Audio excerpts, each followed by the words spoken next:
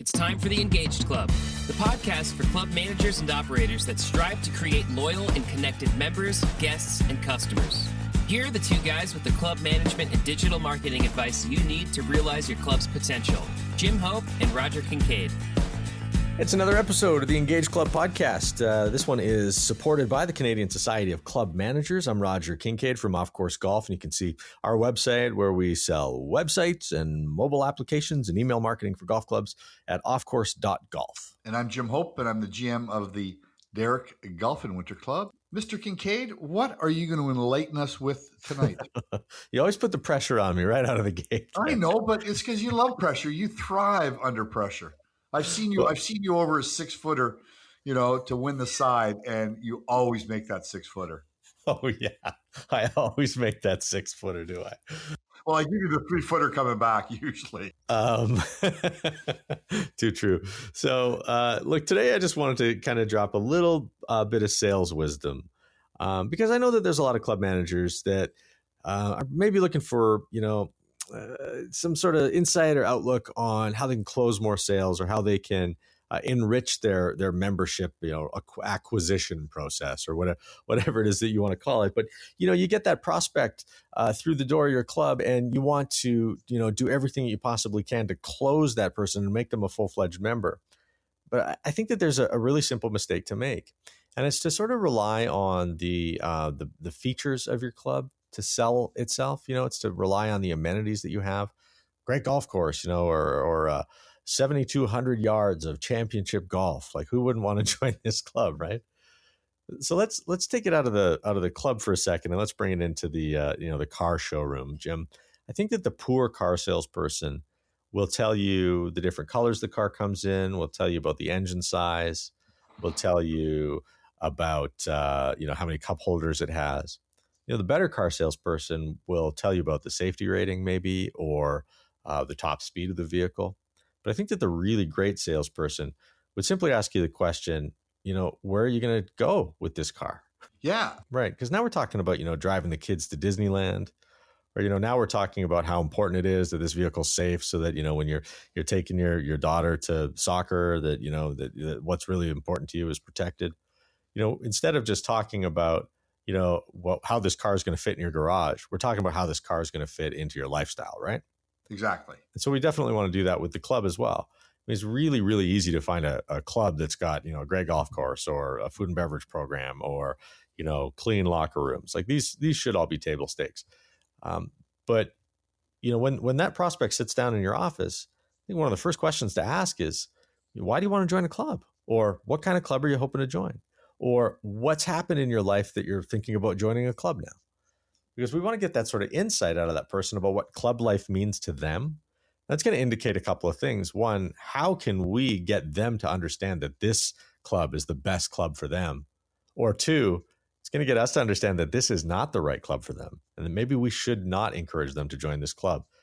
Is it okay, Jim, if I encourage people to say, to empower themselves, to say that our club may not be for everybody? It's okay to turn down a prospect? Yeah, absolutely it is. Because you have to.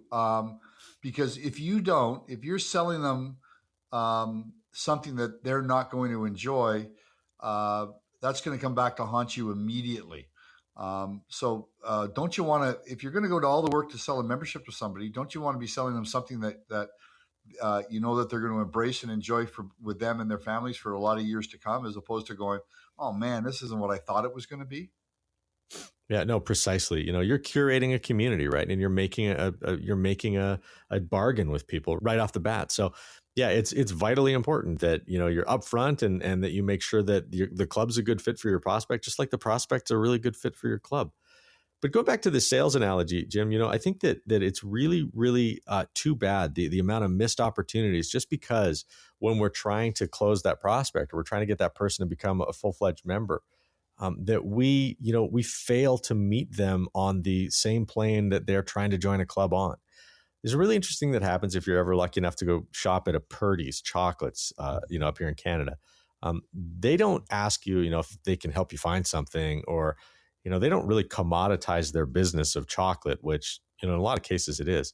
they really sell the experience, right? So they're going to ask you one of two questions typically. They'll ask you, who are you sending these chocolates to?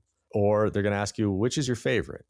So instead of them selling the commodity of chocolate, they're selling the experience. The experience is either the indulgence of you having your favorite, sea salted caramel Purdy's chocolate, or else it's the joy and happiness and memory that you're going to be purchasing when you give this particular box as a gift. My wife, for her dad's birthday every year, would send the same box of Purdy's chocolates, his favorites. And, it just became this tradition for her. There's really no tradition in Hershey's, right? Right. But there is a tradition in Purdy's chocolates. And he looked forward to that every year, I bet. Oh, yeah. Of course he would. But it really comes down to the fact that, that became a part of, his birthday. A part of her celebrating his birthday was including this brand that was a cherished memory that made her feel good and made him feel good, right? So the art of that sale is that it's experiential and it's not a commodity. So, I encourage you as a club manager, then, if you're really trying to convert that prospect into that full-fledged member, to really sell on the experience and really offer on the experience, and then help them have that experience too. Give them a miniature version of it. We talked a couple episodes back, Jim, in doubling down on new member excitement. When somebody does join your club, that's a really great time to help them, to ask them to help you rather find new prospects, to bring some friends to the club who might also like to join, and really spoil them. And I really encourage you to go back and listen to that episode, doubling down on new member excitement. But before that person becomes that new member, and we're talking about the importance of joining a club in their life and how it's a reward for the stage that they're at, or it's something that they really, really want to do because it's going to enrich their life, then that very day, that very moment, if you even can, go out and do that. Give them a sense of what that enrichment looks like. Introduce them to some of the guys in the card club, or introduce them to the head golf professional who runs the lesson program and can help this particular person improve at golf if that's what he or she is really interested in doing, so that we move away from the cutting a check so that you can have access to the amenities, and move directly towards what the experience of being a member of this club is going to be like. Roger, that's just so important that you do that. One of the things that we do at our club 6 months after someone's joined, so for us that we're sending out like 90 of these a year, is we ask them 5 questions. And one of the questions we ask them is the club everything that we said it was for you? And we're not asking if the athletic facility is as big as we thought, or there's as many treadmills as we said there was going to be. What we're after is, are you having the family experience at the club that we said you were going to have based on the conversation we had with you? And my greatest fear is always that they go, no, that what we thought we were getting is not what we got. And it's worse, right? It's not better than what we thought. It was not as good. That's a fear that I have. And we make sure that when we're doing sales tours with prospective members, that we're honest with them and try and gather as much information from them as we can to make sure that they really are coming to the club really clear-eyed and open-eyed about what it is that they're going to get, so that there's no surprises for them. Yeah, well put. Absolutely, it's in the follow-up. You can't BS them in the prospecting process and expect them to be happy members that are going to bring you referrals down the road, right?